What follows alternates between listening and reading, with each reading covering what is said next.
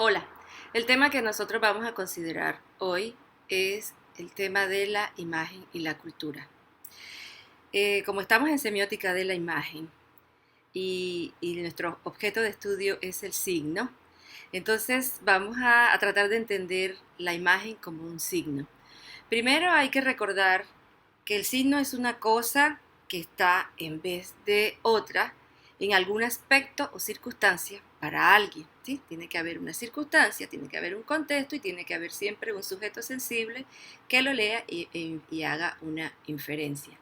Entonces, eh, vamos primero a tratar de establecer, a entender las imágenes como signos icónicos. Eh, si bien, por ejemplo, los símbolos establecen una relación convencional con aquello que representan, ¿sí?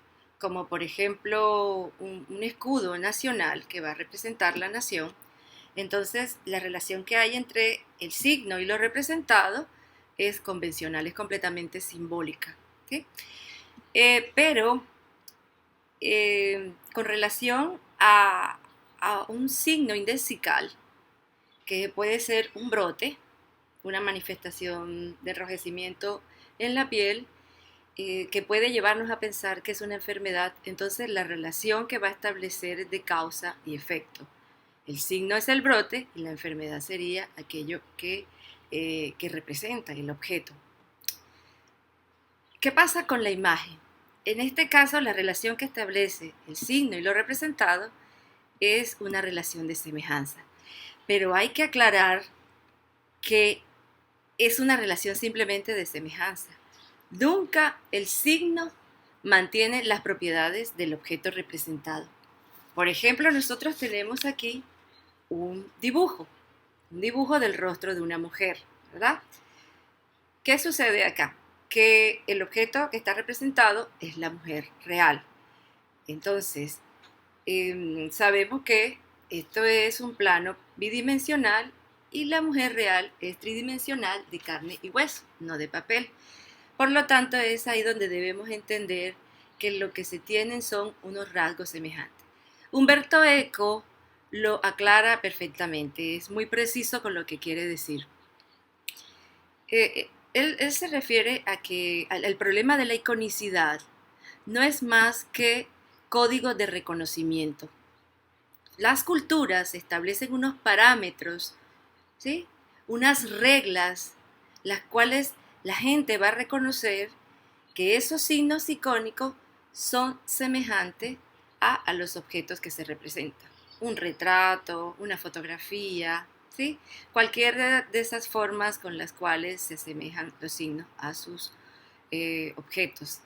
Entonces, cuando él está pensando en códigos de reconocimiento, se está refiriendo a que hay unos rasgos pertinentes.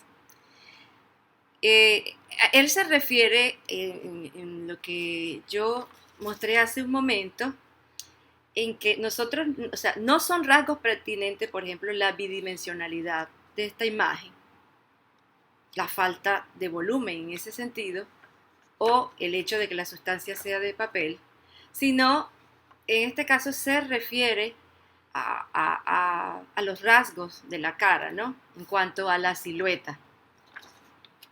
Esos son unos rasgos o parámetros con los cuales nosotros reconocemos la relación de semejanza. Pero eso lo aprendemos a ver en las culturas. Y por eso tenemos que entender que en el momento en que cambiamos de perspectiva temporal, nosotros no vamos a buscar las realidades tal cuales. Imagínense ustedes una historiadora que va a indagar sobre un tiempo pasado, entonces los archivos que tienen son icónicos. Lo que tiene que hacer es, o sea, no puede de entrada decir la realidad en esta época fue así, fue así, fue así, fue así, porque así se pintó en ese momento, porque lo que hay que tener en cuenta es que lo que se va a buscar al interpretar un archivo visual, un archivo icónico, son las reglas de representaciones de esa época. Cada vez que nosotros vamos a analizar, a interpretar una imagen, estamos interpretando, son reglas de interpretaciones. Son rasgos de pertinencia que se establecen en la escultura. ¿Sí? Eso es muy fácil de entenderlo. Cuando nosotros nos muestran una cámara, estamos en una reunión, inmediatamente nos reunimos y nos ponemos en los lugares donde debemos estar, cambiamos la posición, nos arreglamos el cabello, el papá coge para el lado de la mamá y cada uno busca sus jerarquías. ¿Sí? Si nos vamos a tomar una foto en la casa, buscamos el lugar más adecuado para nosotros, estéticamente más agradable y así sucesivamente. O sea, siempre se tiene, cada persona que se representa tiene ya interiorizada esas reglas que activa en el momento de ser representado. Entonces, ¿qué va a hacer ese historiador? Va a buscar rasgos pertinentes, reglas de representaciones en esas imágenes del pasado y no realidades tal cual. Es como si existiera una especie de ideales de la representación. ¿Qué es lo moralmente correcto? ¿Qué es lo estéticamente bello? ¿Sí? ¿Dónde están las jerarquías y en qué espacio deben ir? Vamos a mirar varios ejemplos para entender todo lo que estamos diciendo. Quise empezar con estos ejemplos de, eh, de arte rupestre, ¿sí? Ejemplos de arte rupestre, donde nosotros podemos hacernos una idea, ¿no? Porque es que normalmente cuando nos preguntan sobre las imágenes, y en una época en que estamos cargados de tantas imágenes, pensamos en las imágenes contemporáneas. Pero la humanidad siempre ha estado relacionada con este tema de la iconicidad. Siempre ha tenido la necesidad de representar aquello que ve. Pero todo eso que ve está siempre mediado por ese lenguaje y sus reglas. Entonces, aquí, por ejemplo, voy a mostrar imágenes históricas, imágenes pasadas, donde las reglas son completamente distintas. Por ejemplo, desde las reglas que hoy se establecen en el campo del dibujo, en el campo de las representaciones pictóricas, cuando van a describir las imágenes egipcias, entonces las describen como que no tiene perspectiva, ¿sí? O sea, no se da la ilusión de profundidad y siempre están de perfil. Pero en su momento las reglas que estaban establecidas eran esas y no se veían como errores.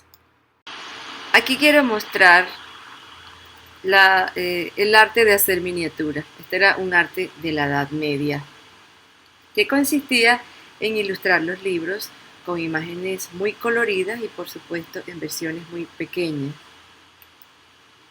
Para ilustrar que cada época tiene sus propias condiciones, sus propias técnicas, sus propias tecnologías. En este ejemplo que tengo aquí, otra imagen, otra representación icónica egipcia, quiero señalar una interpretación contemporánea de lo que pudo haber sido procedimientos de esta época. Se sostiene que para tratar de mostrar que este cuadro tiene profundidad, entonces se trazaban unas líneas para mostrar lo que estaba delante y para mostrar lo que estaba en el fondo. Entonces no se debería en ese caso interpretar que esto está encima de esto, sino que es en la parte de atrás. Aquí tienen otra imagen. Aquí tenemos la imagen de Jesús, una imagen que en esta época es muy discutida y que en tiempos pasados no se discutía, tenía mucho más valor sagrado, en ese sentido no se sometía a criterios de investigación, de pruebas, pero como los momentos van cambiando, entonces los juicios y las interpretaciones también varían. Entonces aquí te voy a mostrar diferentes versiones de Jesús. Aquí está un Jesús medioevo, aquí tenemos un Jesús árabe, tenemos un Jesús oriental, tenemos un Jesús africano, tenemos aquí tres versiones también de Jesús, Tenemos aquí la del cine, que también arma sus propias versiones, que corresponden también a cánones. Aquí tenemos una que está basada en interpretaciones que intentan mostrar un juicio de investigación, en fin, donde dice que los verdaderos rasgos de Jesús podían corresponder a a estos, a este genotipo, ¿sí? O fenotipo en este caso. Y también tenemos el Jesús europeo. Bueno, la versión de la Virgen del Carmen, muy conocida, es la versión oficial y creo que también nos es muy familiar. Esta es también la Virgen del Carmen. Esta es una imagen popular que se encontraba pintada en un kiosco, y lo interesante de esta Virgen es que no es europea, no es de rasgos europeos, sino que es una Virgen indígena, para mostrar que la escultura resignifica, hacen adaptaciones según las épocas, las necesidades, los gustos. Bueno, aquí tenemos las Meninas de Velázquez, no la podía dejar por fuera, y lo que quiero llamar la atención aquí sobre esta obra es cómo, según el tiempo, las perspectivas de cómo se representa cambian. Si la miramos, esta obra tiene algo muy particular, y es que el que se representa aquí es el pintor. Aquí lo vemos. El que está pintando es el que se muestra en la imagen y deja por fuera a la persona que está retratando, en este caso el rey. Entonces lo que dibuja es la circunstancia desde donde él está haciendo el dibujo.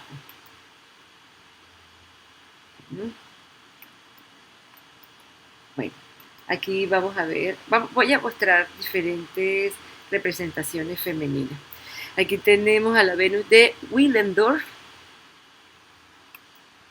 Vemos acá. Voy a mostrar varias imágenes para que vayamos mostrando cómo el canon de representación varía, el canon de belleza. ¿Sí? Aquí está Marilyn Monroe. Hoy se consideraría que está pasada de peso con relación a esta modelo, que tiene una belleza famélica.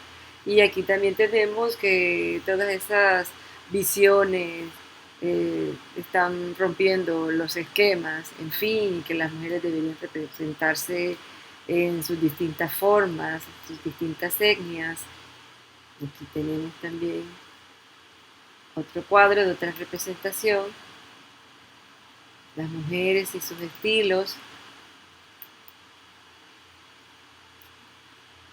Esto quiero llamar la atención sobre este elemento acá, que consiste en que las mujeres se hacen una incisión, se separan el labio y entonces ellas mismas hacen unas cerámicas de barro, y en la medida en que ellas van creciendo también van aumentando la cerámica, porque se considera muy atractivo llevar este artefacto en la boca y lo sostiene sus labios. Entre más grande es mucho más atractivo. Aquí vemos, tiene muchas connotaciones, no solamente se limita a lo estético, ¿no? Bueno, aquí tenemos a Oscar Wilde, que perteneció a un movimiento que se llamó dandismo. Oscar Wilde era un dandy, y aquí consistía en que el hombre era la propia obra de arte, y por eso ellos mismos se rendían culto. Aquí vemos su pose, su cuidado en su ropa, la manera como llevaba el cabello. Pertenecía a todas unas reglas de representaciones. Quiero también mostrar diferentes representaciones del diablo. Hay aquí una idea que quiero tomar de Gilbert Durán, que dice que el modo de conjurar el miedo por parte de la humanidad es viéndolo. Y por eso esa capacidad cultural de crear, de inventar monstruos. Entonces vamos a ver que tenemos monstruos de tragamiento, monstruos que tienen colmillos y tragan, diablos, el monstruo que quema, el que derrumba, que no tiene los labios, los dientes afilados, sino que es torpe y va derrumbando todo lo que va tocando. Las diferentes versiones del diablo en la Edad Media. Mircea Eliade, en uno de los capítulos de uno de sus libros, eh, hace una referencia histórica de cómo en la Edad Media hubo una necesidad de representar al diablo y entonces hay un momento que le agregan la cola, hay otro momento que le dan otra figura animalesca, en fin, lo van elaborando porque necesitan la representación del mal, necesitan ver aquello que da miedo. Entonces aquí les muestro diferentes versiones del diablo y su necesidad de representarlo, atribuyéndole rasgos de diferentes animales para crear la imagen del monstruo, ¿no?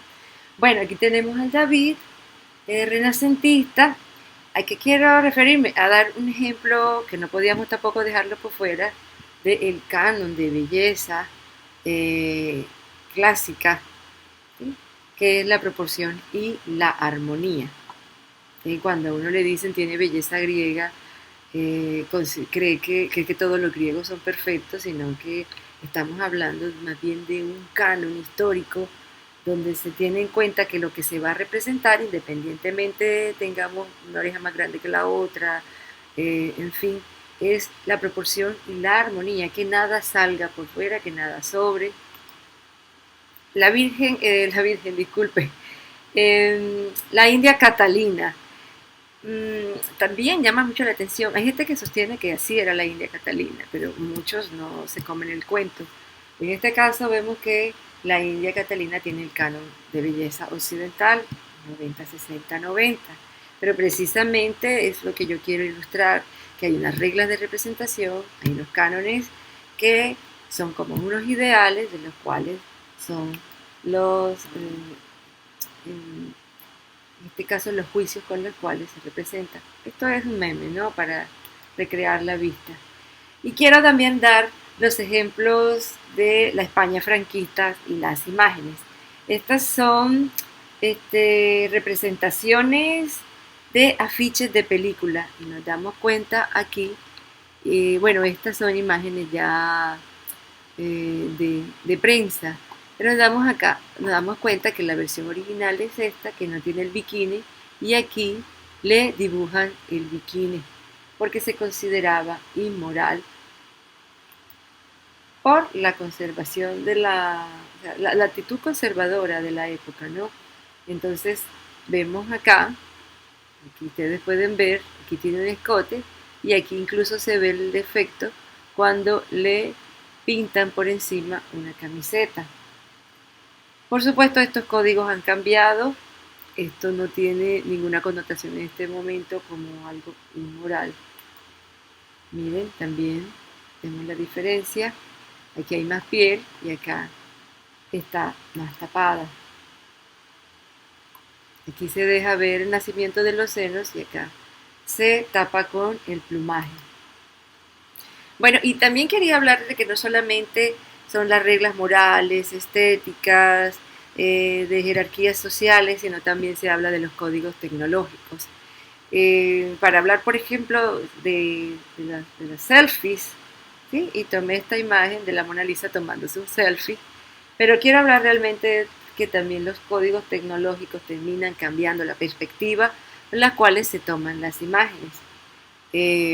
La selfie de alguna forma se da por la capacidad tecnológica, ¿sí? Porque en una cámara de rollo era muy difícil hacer lo que ahora hacemos. Aquella tecnología era más limitada y hoy tenemos la posibilidad por el doble lente, por la doble imagen, que podemos tomarnos fotos de todos los ángulos, en todos los estados anímicos. Si nos encontramos un huequito lo fotografiamos, una florecita, nos fotografiamos los pies, todo es fotografiable en esta época. Entonces las reglas son mucho más abiertas, el código es menos restringido, hay menos control sobre eso. Entonces aquí, por ejemplo, vemos programas que aquí no se ve muy bien, programas como Photoshop que quitan los rasgos naturales de la piel, quitan pecas, quitan poros y dejan una piel completamente lisa, porque hoy la regla es mostrar la eterna juventud. Entonces aquí vemos, esta sería la original, ¿sí? El color real de la piel, las arrugas, y aquí tenemos la imagen retocada. La idea es que la regla está en la imagen retocada. Aquí quería mostrar el tema de la jerarquía. Tenemos siempre una posición donde nos localizamos. Entonces, aquí vemos que la cumplimentada está en el centro. ¿Dónde nos ponemos? ¿Cuál es la posición que nosotros adquirimos en el momento de reproducirnos en una foto? Y pues también quería mostrar que se ha llegado a tanta libertad de la representación que también es una posibilidad representar la abstracción pura. ¿Sí? Tenemos un Kandinsky donde juega con el puro, digamos, con la pura libertad de los signos, el juego de los colores, el juego de las formas, sin la necesidad de representar el entorno, lo que conocemos, los mundos concretos. Bueno, esto era lo que quería compartir con ustedes acerca de el problema de la iconicidad, la imagen y la cultura, el problema de la representación.